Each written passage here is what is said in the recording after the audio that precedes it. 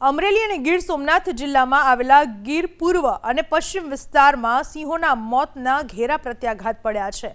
અગાઉ 8 સિંહોના મોત બાદ વધુ એક સિંહના મોતથી કુલ મૃત્યુ આંક વધીને 9 પર પહોંચ્યો।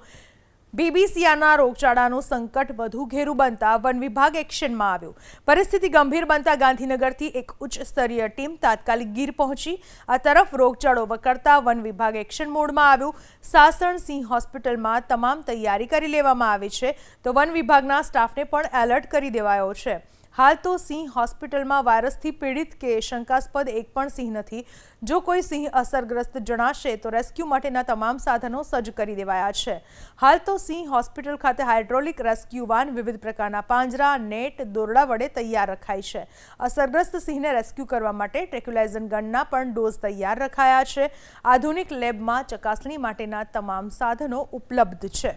જો કોઈ સિંહ અસરગ્રસ્ત જણાશે તો રેસ્ક્યુ માટેના તમામ સાધનો સજ્જ કરી દેવાયા છે।